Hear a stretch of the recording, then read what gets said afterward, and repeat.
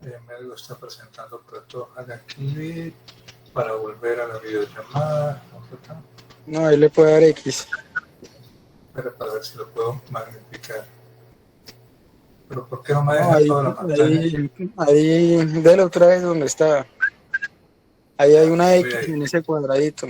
Ahí hay una X a la derecha. Ahí Sí, ya es. lo cerré. Listo. Y Ahora ahora sí sí. puedo abrir. Listo, voy, chavo, estoy todo maestro. Ahora enséñeme una cosa. ¿Cómo hago? No, pero para usar el cursor, el señalador. Ustedes están viendo mi Ajá, mouse ahí, baja, baja, baja. Ahí sí vemos Sí, el nosotros cursor. vemos un mouse. moviéndose. Perfecto. Bueno, listo. El tema de hoy, las parasitosis intestinales, es un tema, con el permiso de ustedes voy a empezar y excúsenme por haberles incumplido esta mañana y a lo largo del día. Es que me tocó un día bastante pesado y hasta ahorita me acabo de desocupar del consultorio. Qué pena con ustedes.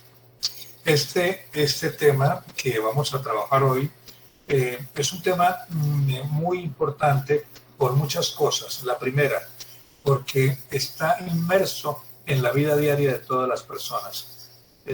Quien diga que no tiene parásitos o amiguitas por ahí, eso como que yo creo que no es tan cierto. Segundo, porque todas las madres van a llegar a su consulta, todas, doctor, una purguita. Y si no es que me lo purgaron hace un mes, entonces ustedes, basados en las características de lo que clínicamente ese paciente le está refiriendo, entonces ustedes van a pensar en qué parásito es el que posiblemente presenta ese paciente y cuál es el tratamiento específico. También ustedes van a tener que leer sobre este tema, sobre cada una de las parasitosis, porque existen creencias que la gente tiene. Ejemplo, el chasqueado de los dientes. Chasquear los dientes es parásito. Y cuando uno va a leer, porque yo tuve alguna vez la inquietud y me puse a investigar por qué tenía que ver eso con los parásitos y nunca, no existe nada que lo corrobore. Es más pacientes que por estrés, por el prurito anal que producen algunos parásitos, el disconfort, el malestar, producen un chasqueo de los dientes como un bruxismo, pero es como una consecuencia, más no es por los parásitos. Igual esa persona por cualquier otra situación de estrés lo puede hacer. Entonces esto, antes de pensar, es un preámbulo para decirles que hoy miraremos algunas cosas que pueden ser importantes para compartir hoy, pero ustedes tienen que ir a estudiar una por una las parasitosis que vamos a leer aquí, que son las más frecuentes, no las únicas. Son infecciones intestinales que pueden producirse por la ingestión de quistes, de protozoos, huevos o larvas de gusanos, o por la penetración de las larvas a través de la piel desde el suelo. Cada uno de ellos va a realizar un recorrido específico y afectará uno o varios órganos. En esta tabla, tomada de la Sociedad Española de Pediatría, en un capítulo que tienen, ellos tienen un protocolo de infectología, año 2012, 2011, por allí. En ese capítulo aparece parasitosis intestinales y esta laminita me gustó para que veamos solo algunas de las parasitosis que existen. Unas que son por protozoos que afectan exclusivamente el sistema digestivo, como la Giardia lamblia, otros que afectan potencialmente tejidos adicionales al digestivo, como la entamoeba histolítica, que es patógena, o la dispar, que no es patógena, y la criptosporidiasis producida por el criptosporidium. El segundo grupo de estos parásitos son los helmintos, donde vamos a encontrar nematelmintos o nemátodos o gusanos cilíndricos, platelmintos, cestos o gusanos planos, y una afectación de potencialmente digestiva y de otros tejidos a través de las tenias. Bueno, aquí encontramos dentro de los helmintos algunos exclusivamente digestivos, como enterobios vermiculares, que es el mismo oxiuro, los tricocéfalos, la trichuris trichuria, unos que pueden hacer afectación digestiva y pulmonar, por eso los síntomas pueden ser respiratorios, como salida de sangre en una expectoración, encontramos el Ascaris lumbricoides, bastante común, y los dos siguientes, que son las uncinarias, que son parásitos que se relacionan con episodios de anemia intensos por su alimentación de la sangre, hematófagos puros, y van a asociarse por lo general con anemias severas.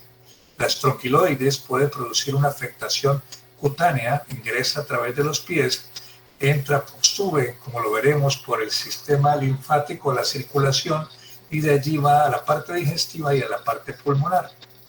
En los céstodos vamos a encontrar afectación exclusivamente digestiva, los himnomnolectis y las tenias. Y lo segundo, que tengan afectación digestiva y potencial en otros tejidos como las tenias solium saginata. El primero de ellos, para entrar ya con cada uno, es la giardiasis. Las más comunes, la giardia lamblia y la giardia duodenal. Estos son parásitos intestinales muy frecuentes, son catalogados como los más frecuentes a nivel del mundo. La ingesta de los quistes del protozoo da lugar a los trofozoitos en el intestino delgado, permaneciendo fijados a la mucosa, en la que se forman quistes que caen a la luz intestinal y son eliminados por la materia fecal para contaminar el agua del drenaje de las aguas negras, como también el riesgo de una autocontaminación por el contacto en las manos de la persona y un mal aseo de ellas, llevando a la boca el contenido fecal y los gusanos, o las tenias, o las giardias en este caso. La giardia. Los quistes son muy infectantes y pueden permanecer viables por largos periodos de tiempo en el suelo, en las aguas, hasta que vuelvan a ser ingeridos mediante alimentos contaminados. Vamos a encontrar que puede ser asintomático, puede producir manifestaciones agudas y crónicas. En las áreas endémicas son portadores de la giardia sin estar produciendo síntomas. En la giardiasis aguda produce por lo general diarreas acuosas que pueden cambiar sus características aciatorreicas, deposiciones fétidas, distensión abdominal, dolor y pérdida de peso. Esto, como un dato importante, ese dolor es como si fueran mordiscos, y es la mamá que le dice, el niño siente como mordiscos en la barriguita, piensen en la giardia. Y en la crónica pueden tener síntomas subacudos y asociarse a síndromes de mala absorción, desnutrición y anemia.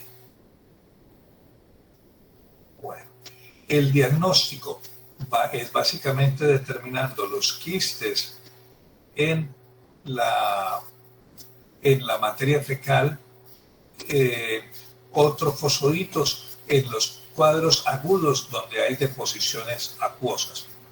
Es importante que se recojan muestras seriadas en días alternos. ¿Qué es esto?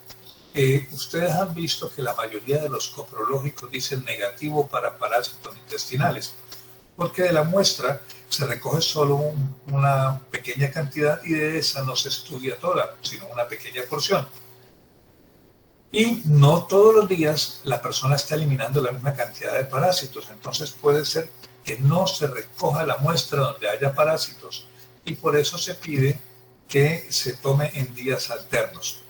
En pacientes que presentan sintomatología persistente y los estudios son negativos, se deben hacer técnicas de inmunofluorescencia, como puede ser la de ELISA. El porcentaje de resistencia al metronidazol va aumentando, por lo cual la dosis tiene que ser justa y bien usado, y por eso es importantísimo que ustedes no se acostumbren a que estén usando medicamentos como el metronidazol de forma indiscriminada. Solo se usa cuando haya el paciente con síntomas. Es importante, más aún que el antiparasitario. Quiero hacer un paréntesis, a mis pacientes les digo, el mejor antiparasitario que existe es la prevención.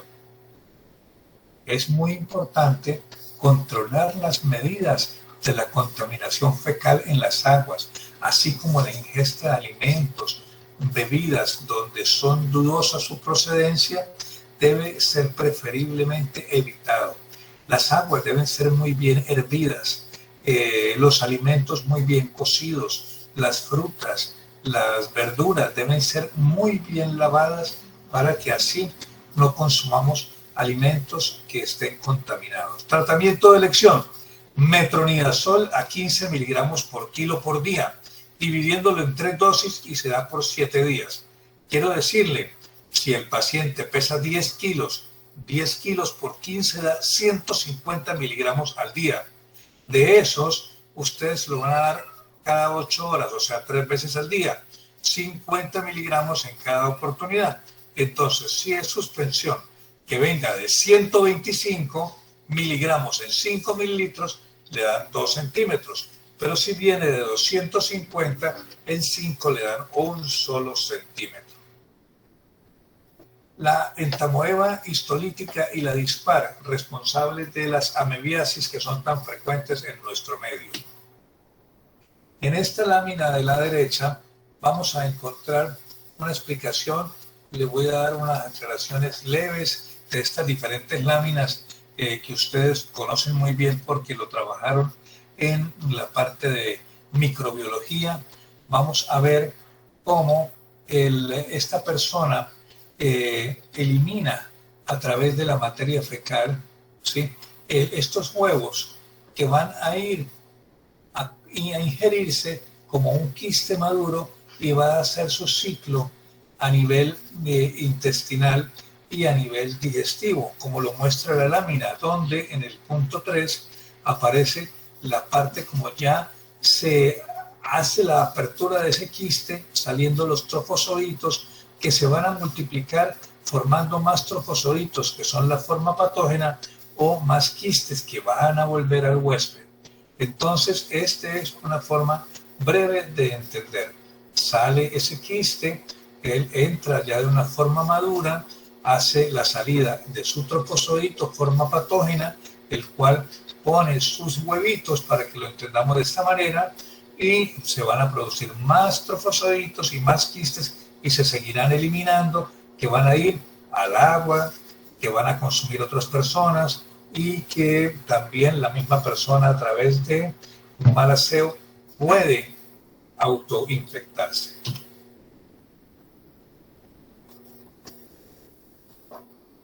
Las manifestaciones clínicas se dividen en 3: amebiasis asintomática, amebiasis intestinal invasora aguda o colitis amebiana disentérica, y amebiasis intestinal invasora crónica o colitis amebiana no disentérica.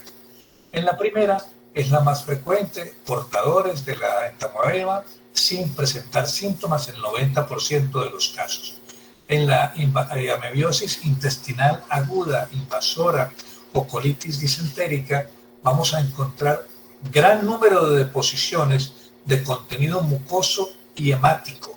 Va a encontrarse un tenesmo franco en el cual la persona está con la intención de evacuar de forma frecuente, la sensación de seguir evacuando, y las deposiciones serán abundantes en la fase inicial, y posteriormente van a ser muy escasas, pero la persona siente ese deseo de estar evacuando. El dolor abdominal va a ser un dolor abdominal tipo cólico, diferente al de la diarrea, que era como un mordisco. Es importante que se pueden presentar formas más agresivas en los pacientes desnutridos o inmunodeprimidos, presentando las colitis amebianas fulminantes, perforación y una formación de amebomas o conglomerados de amuebas con cuadros de obstrucción intestinal asociada. En la amebiasis intestinal invasora crónica o colitis amebiana vamos a encontrar como manifestación el dolor también tipo cólico, con un cambio en el ritmo intestinal intercalando periodos de estreñimiento con periodos de diarrea. Mamá va a decir, a mi hijo le dan frecuentemente diarreas, y cuando no, se pone muy duro el estómago, constipado, astítico, cualquiera de esos términos vamos a escuchar. El tenesmo va a ser más suave, pero sí va a existir una sensación de plenitud. El niño no quiere comer, empieza a comer y se siente lleno. Va a presentar náuseas, distensión abdominal, meteorismo y borborismo. El diagnóstico básicamente es por la visualización de los quistes en la materia fecal o de los trofozoitos en aquellos cuadros agudos con deposiciones acuosas. Hay que diferenciar la entamoeba histolítica, que es la patógena, de la dispar, que es no patógena, como lo dice en el paréntesis, que no requiere tratamiento. Pero entonces, pues a veces el laboratorio a uno le reporta entamoeba dispar, entonces ya sabemos que no es necesario estar dando antiparasitario. Cuando no se lo discriminan, pues se hacen técnicas serológicas para identificar cuál es el tipo de entamoeba. El tratamiento, aquí vamos a encontrar para el portador asintomático la paromicina o lidoquinol. Nos interesa más el de la colitis amebiana, metronidazol, y para el absceso hepático el metronidazol. Vamos a encontrar, acuérdense que hablábamos ayer de 15 miligramos. Aquí vamos a tomar la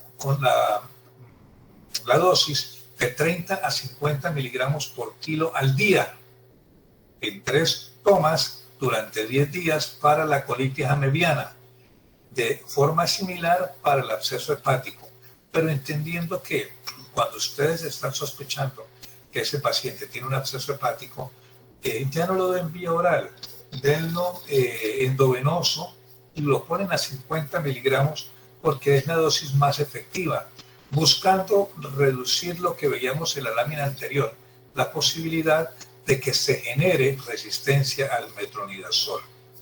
Ese aportador asintomático hace que se perpetúe la endemia.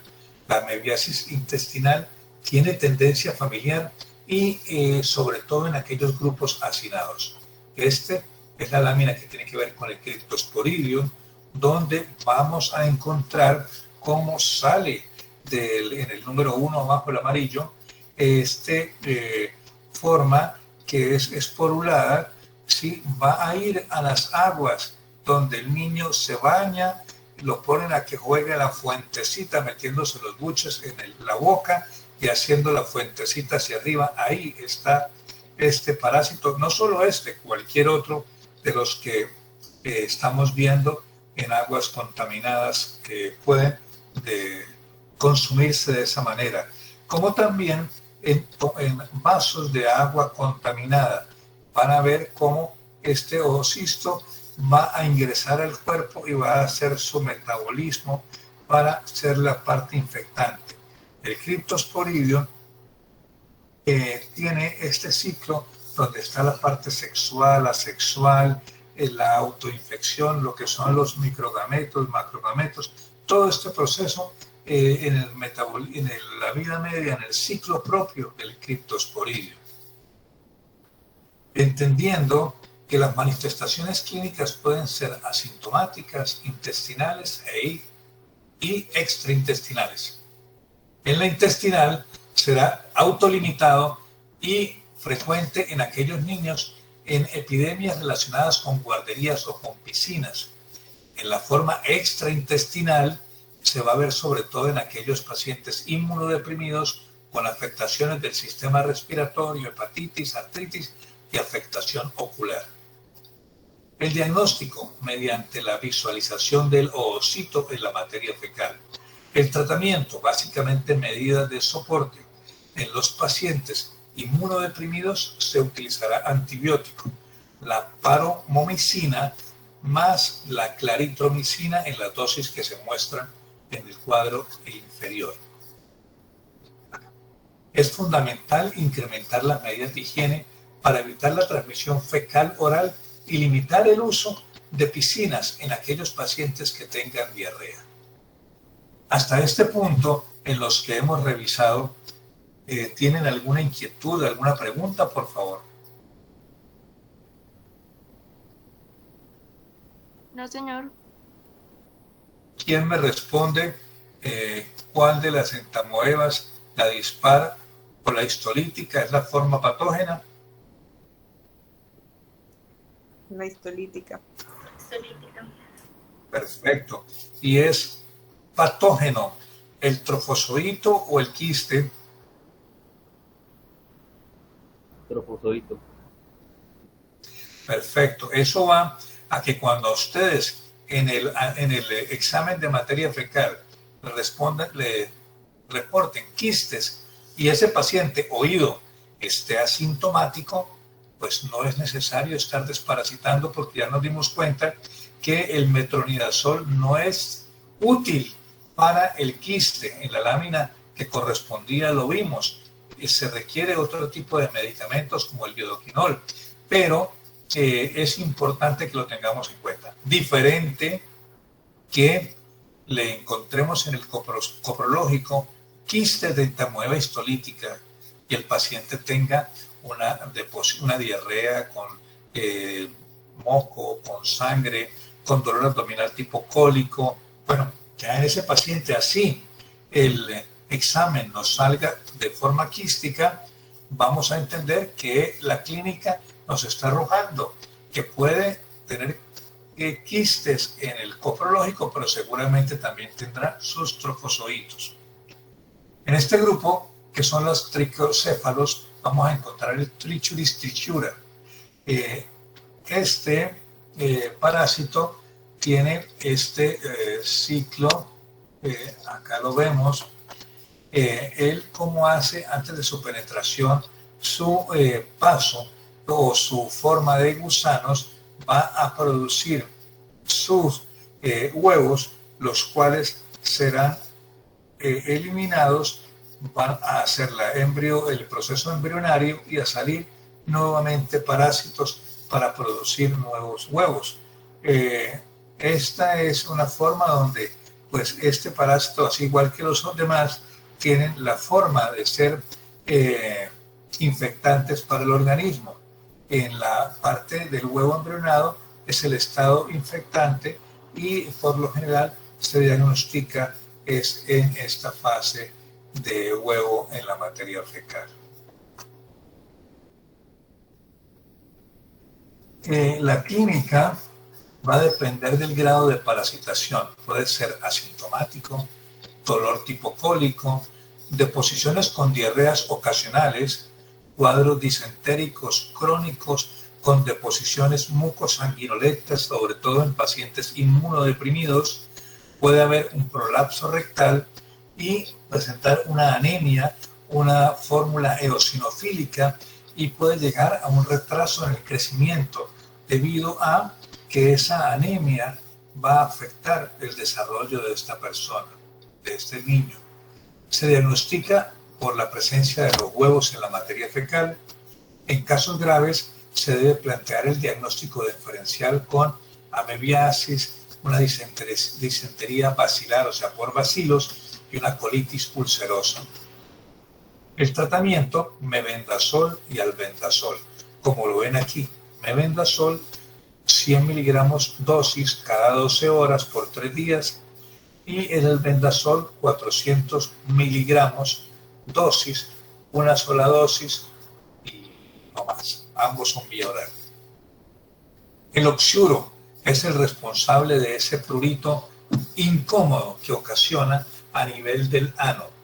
Importantísimo entender que este parásito sale, se enclava alrededor del ano, deposita sus huevos y allí con el rascado a través de las uñas será llevado a otras partes, puede ser llevado a los genitales, y si es una mujer el parásito puede penetrar allí y empezar a producir manifestaciones urinarias por infecciones, sino es por este parásito. Produce despertares nocturnos, no puede conciliar el sueño de forma adecuada. La sobreinfección por el rascado, un dolor abdominal por lo general en la fosa ilíaca derecha y, como le decía, la vulvovaginitis por la invasión genital que produce. El diagnóstico se usa el TRET de Graham, la visualización directa del gusano en el examen genital. Tratamiento de elección, bajoato de pirantel, de segunda elección, el mebendazol. Allí está la dosis del Pirantel, 11 miligramos kilo día. Se puede repetir la dosis en 2 semanas. Es dosis única, hoy una dosis y se acabó, a 11 miligramos por kilo por día. Y lo puede repetir en 2 semanas. Y el mebendazol, 100 miligramos kilo, dosis, orden diaria, por un día y se repite a las 2 semanas. Para el oxiuro es dosis única el mebendazol, mientras que para otros, como lo veíamos en el anterior, en el clítoris, es por 3 días y como lo veremos también en el ascaris, de la que estábamos hablando. Con el ascaris vamos a encontrar cómo en el medio ambiente vamos a encontrar los huevos no fertilizados que pasan por su proceso de fertilización, su proceso de división, la producción de las larvas, la ingesta de ellas, el paso por el organismo y la eliminación a través del sistema digestivo, donde vamos a encontrar que estas larvas a nivel duodenal van a pasar a la circulación y allí van a llegar a los pulmones y por eso van a producir algunas manifestaciones, como lo dice en la parte respiratoria, síndrome de Loeffler, que es un cuadro en el cual el paciente va a tener una tos con expectoración y esta expectoración puede ser sanguinolenta, van a tener manifestaciones de condensaciones tipo neumónico. El paciente ante este proceso infeccioso va a hacer fiebre como un mecanismo de defensa. Las manifestaciones digestivas, dolor abdominal difuso, vómitos y diarrea, a nivel respiratorio inespecífico, anorexia, malnutrición, obstrucción intestinal y abscesos hepáticos. Se diagnostica mediante el hallazgo del parásito o de sus huevos en la materia fecal, hallazgo de las larvas en el esputo o en el material gástrico.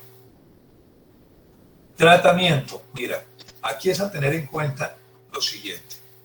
Primero que todo, esta es la recomendación que uno encuentra en la literatura: mebendazol y pamoato de Pirantel.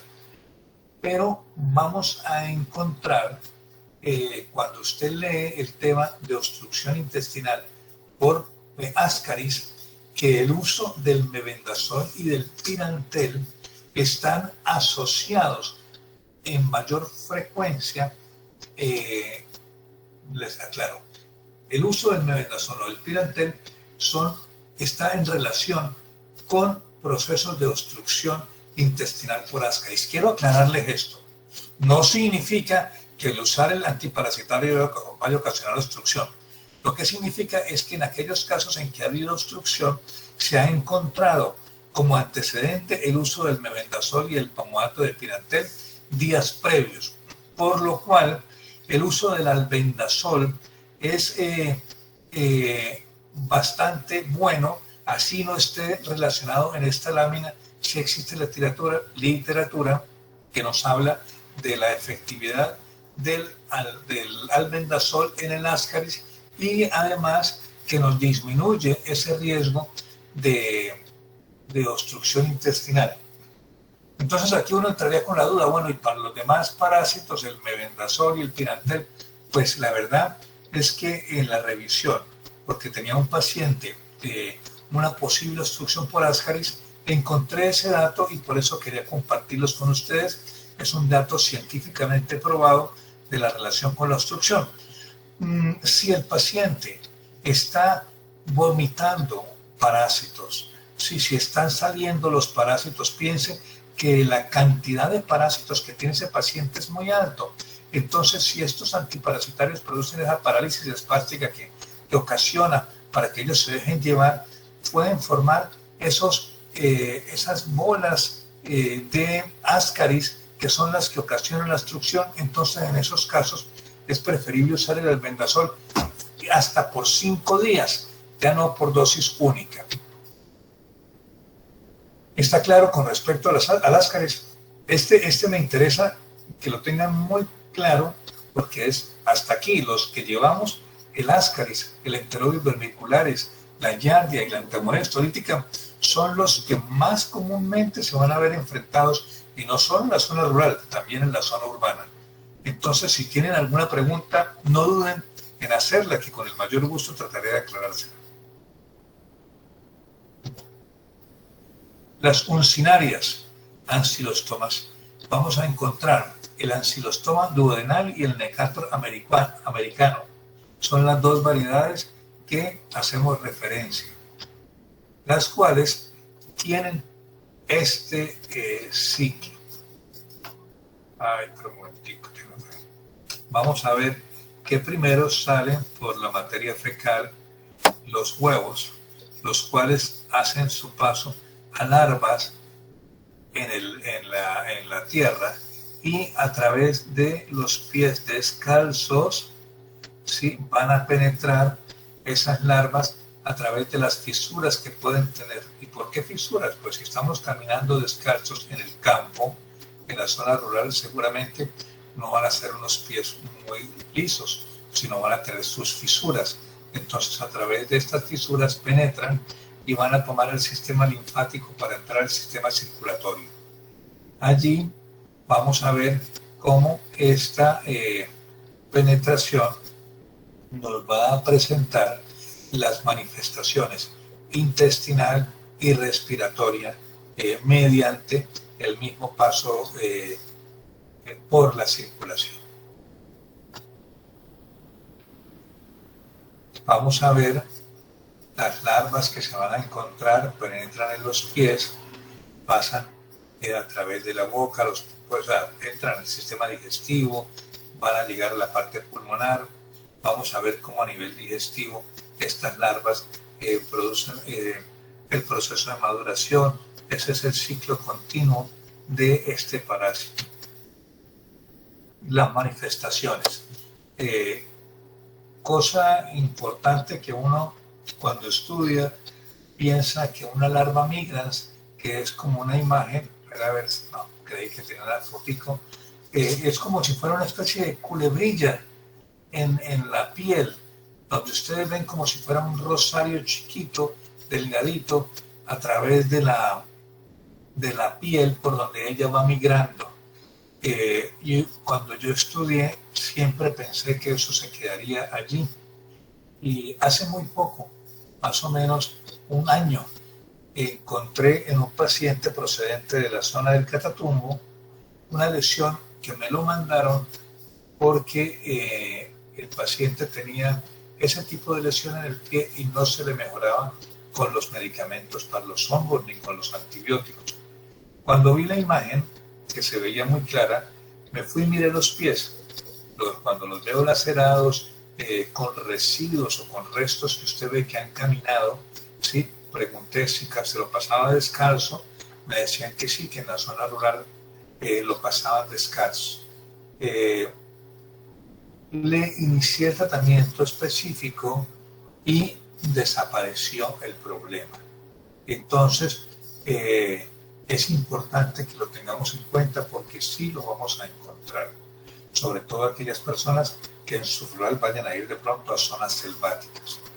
Manifestaciones respiratorias inespecíficas, que son tos, expectoración, hasta el síndrome de Lofgren, y digestivas como las que están descritas, y van a producir un síndrome anémico importante. A nivel para el diagnóstico vamos a hacer dos cosas. La una, la parte clínica. Sabemos del área donde está habitando el paciente que allí está este tipo de parásito. Los síntomas en la piel, los pulmones, la anemia y el contacto con la tierra. Entonces, clínicamente vamos a saber que es un paciente procedente de una zona donde posiblemente encontremos el tipo de parásito. Vamos a encontrar las lesiones en los pies, como le decía, los residuos en los pies, porque no siempre es tierra, es como si estuvieran manchados ya por el tiempo de estar caminando. Entonces vamos a ver esto, vamos a asociarlo a las manifestaciones digestivas, pulmonares, y posiblemente al hallazgo microscópico del huevo del parásito detectado en una muestra de materia fecal. Vamos a encontrar que estos dos producen las anemias severas. Entonces, además de corregir la parasitosis, tienen que corregir el síndrome anémico. Por favor, aunque no es el tema anemia, pero veo que les mandan el hierro y no les dan recomendaciones. Acuérdense que el hierro, el sulfato ferroso, tiene un paso, él se transforma de ferroso a férrico. Y cuando lo hacemos que el paciente consuma el sulfato ferroso con lácteos, él se va a precipitar y no va a poder ser absorbido y así corregir el proceso de anemia. Entonces, uno, el sulfato ferroso lo dan lejos de las leches. Dos, lo pueden dar con ácido fólico que mejora la absorción. Tres, lo pueden dar con vitamina C que también ayuda a mejorar la absorción. Con eso está corrigiendo uno de los problemas de esta parasitosis, que es la anemia. Y con estos dos antiparasitarios corrigen la parasitosis específica. El estrongiloides, este es el estrongiloides astericolaris, también tiene un ingreso por la piel, por los pies, es bastante frecuente y también puede producir una larva migrans como la anterior, aunque tiene otro nombre, es la larva currens. Aquí vamos a encontrar, este es el ciclo que va a producir este parásito en el cuerpo, donde las larvas en el intestino van a excretarse a través de la materia fecal, desarrollan la forma adulta en el medio ambiente, van a producir los huevos y estos se convierten en larvas que van a ser nuevamente adultos y se producirán más nuevamente adultos y se producirán nuevamente huevos, o que crecerán y pasarán a ser la forma infectante que ingresen a través de la piel hacia el ser humano. Allí las larvas entran al sistema circulatorio y van hacia los pulmones, penetran los espacios alveolares, llegan a la tráquea, a la faringe, donde serán deglutidos y pasarán hasta el intestino para desarrollar la forma adulta. La forma adulta, aquí vemos las hembras adultas en el intestino que vuelven a depositar sus huevos en la mucosa intestinal, los cuales eclosionan o abren y migran hacia la luz, ocasionándose también una autoinfección en el intestino grueso de esta larva, que se transforma en la larva filariforme que penetra en la mucosa del intestino o en la zona perianal, continuando el proceso infectante. Por eso insisto en que nosotros mismos podemos estarnos autoparasitando o autoinfectando, como dice aquí en el número 10, esta flecha. Vamos a ver las lesiones. Mira, aquí se ven parte de las lesiones que les comentaba de la larva migrans, pero esta, como se lo dije, se llama larva currens, que es la de la estrongiloides. ¿Sí? Son lesiones rojizas, pequeñas.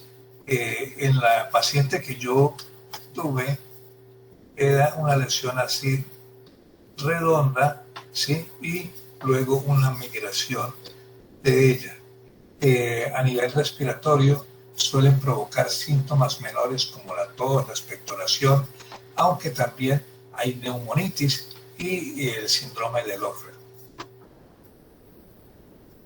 En las manifestaciones intestinales, la sintomatología va a estar en relación con el grado de la parasitosis, y cuando hay una hiperinfestación, casi que es exclusivo de los pacientes inmunocomprometidos, estos síntomas se van a expresar con una mayor severidad: el dolor epigástrico, el vómito, la anorexia, periodos de diarrea que se alternan con estreñimiento. Es importante, a diferencia de la larva migrans o de los ancilostomas, que estos en el hemograma van a presentar una eosinofilia muy importante. Ustedes encuentran hemogramas que pueden tener un número de leucocitos elevado, pero va a ser a expensas de los eosinófilos. Se van a poder ver los parásitos en la materia fecal. Para hacer su diagnóstico, volvemos a lo mismo, requiriendo pruebas, toma de muestras repetitivas. o también en aquellos pacientes que se decidió hacer un estudio endoscópico y se toma biopsia, pues se puede encontrar a nivel de la mucosa. Y también a través de inmunofluorescencia, donde la sensibilidad es muy alta. Tratamiento, ivermectina. Esto de 0,2 miligramos no se enrede. Una gota por kilo por dosis, una sola vez. ¿Sí? Una gota por kilo por dosis, una sola vez. Aquí, aunque este es el profesor que es el investigador, pero yo esta partecita no estoy de acuerdo.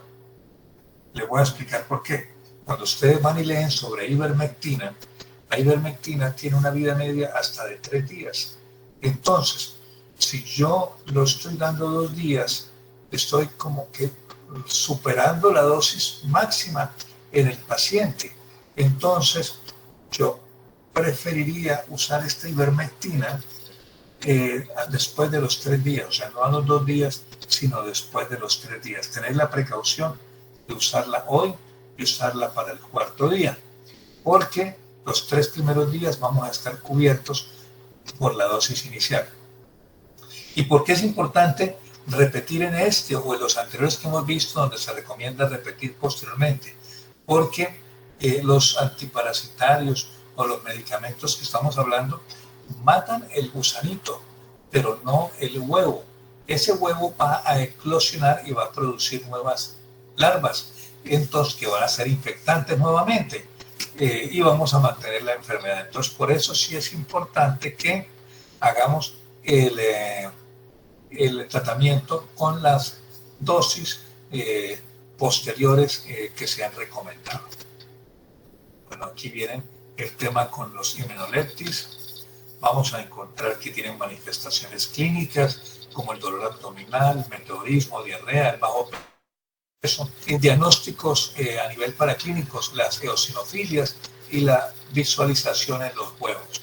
Para la immunoleptis nana, el tratamiento es el pasiquantrel, el cual ya no se consigue y ya no está en el mercado, así lo sigan comentando, en Colombia no se encuentra, o la niclosamida.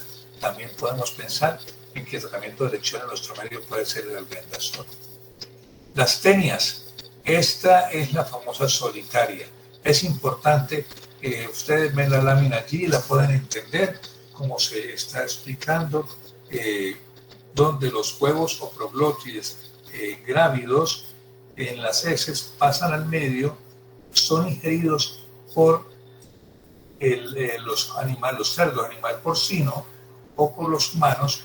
La larva atraviesa la pared del intestino y llega a la sangre y a la tejido muscular. Las personas allí se transforman en cisticercos a nivel de los músculos, o sea, en la carne. ¿Listo? Eso es lo importante. Ese cisticerco que vemos en la parte superior del 4 es el que va a ir en medio del músculo y va a ser consumido. Las personas ingieren los cisticercos al ingerir carne cruda o poco cocinada de los alimentos de los animales que están infectados. La cisticercosis puede afectar cualquier órgano, pero es más común en los tejidos cutáneos, cerebro y en los ojos. Vamos a ver cómo el escoles se adhiere a la pared del intestino delgado, ¿sí? Y los adultos que se desarrollan allí para, primero, producir la eliminación, segundo, producir sus huevos, terceros, producir el proceso infeccioso, nutrirse de ellos a través de la mucosa intestinal. Las manifestaciones similares: meteorismo, dolor abdominal, prurito perianal, por la salida de los proglótides a nivel anal. Se observan las proglótides en la materia fecal del paciente y se determina por el antígeno por inmunofluorescencia. Tratamiento: albendazol. Aquí es importante por 14 a 28 días. ¿Sí? Seguramente les dará temor usar albendazol todos los días durante 28 días, pero es la única forma de combatir la tenia sólida. 15 miligramos por kilo por día, sin exceder los 800 miligramos al día. Y se puede dividir en 2 dosis durante los 20 28 días que estamos hablando. El cisticerco, la Taenia solium, vamos a ver aquí igual lo mismo de los animales, el consumo de las carnes crudas. Neurocisticercosis. Vamos a, esperemos un segundito, voy a, aquí, acá. ¿Ustedes están viendo la pantalla? Sí, señor. Sí, señor. Entonces, síntomas: convulsiones, epilepsia tardía, cefalea, signos de hipertensión intracraneal. Vamos a ver también síntomas de nódulos cutáneos musculares blandos y no dolorosos. Puede haber la afectación oftálmica. Acuérdese que hablamos cuáles eran los órganos que más afectaba la tenia. Generalmente única y unilateral.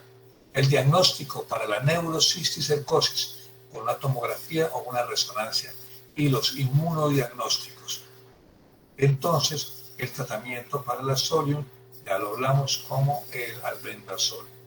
Bueno, con esto he querido mostrarles a ustedes algunas láminas que nos pueden orientar un poquito sobre este tipo de patología tan común en nuestro medio.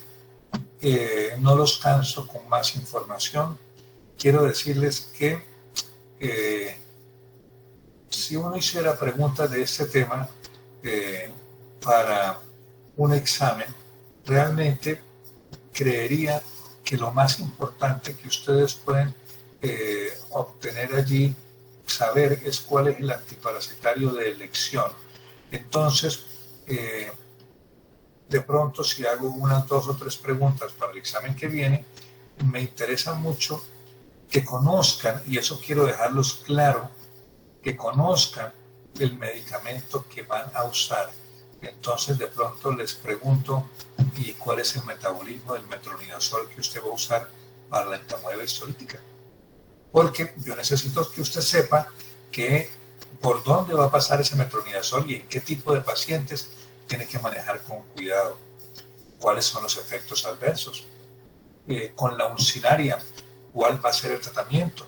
Entonces les exigiré que me den el informe del antiparasitario y también de la síndrome anémico que se produce. ¿Listo, jóvenes? No les quito más tiempo. Quiero que repasen este tema porque de aquí hasta el día que dejen de ejercer su profesión, ya cuando estén bien viejitos, se van a tener que enfrentar a las parasitosis intestinales. Si tienen alguna pregunta, con el mayor gusto.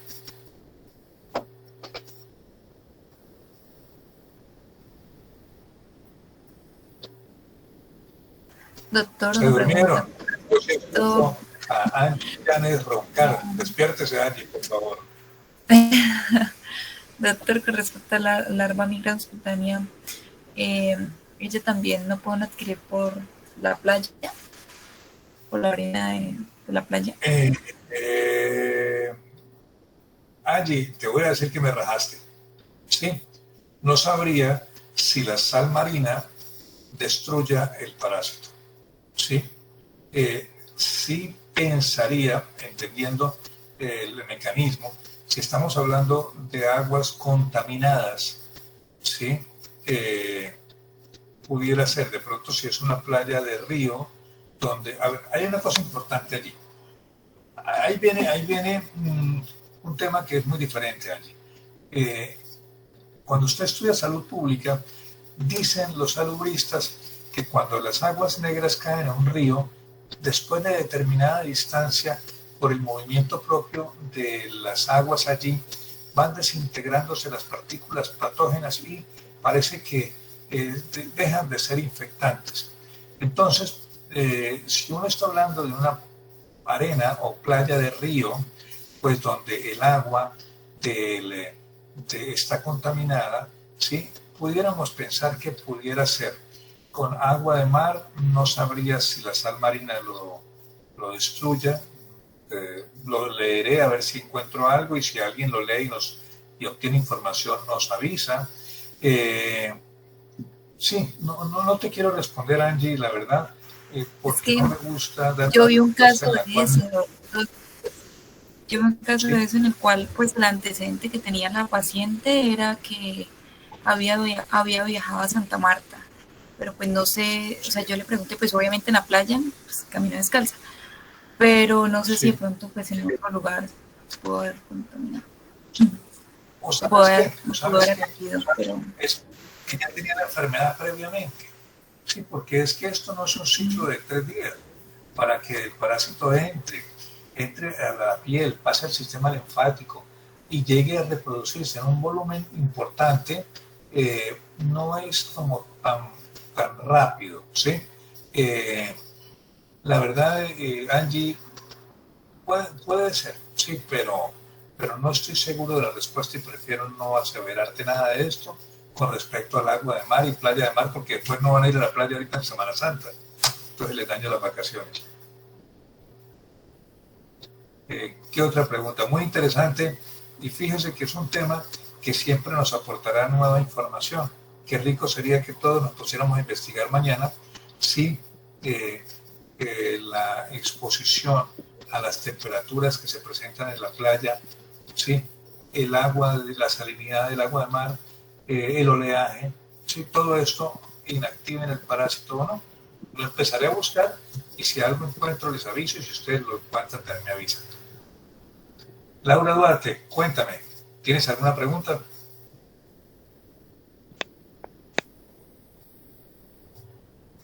Laura Duarte. Se durmió Laura. Ella dijo que mi voz era arrolladora. Angie Daniela Santiago, ibas a hablar.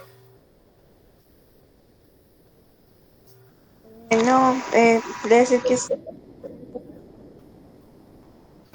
Bueno, una feliz noche, jóvenes. Muchas gracias por su compañía. Un abrazo. Gracias, doctor. Feliz noche. Doctor, Gracias, lo mismo un para ti. momentico. A ver, Marisabel, cuéntanos. No, doctor, es que yo soy de su grupo de rotación. Entonces,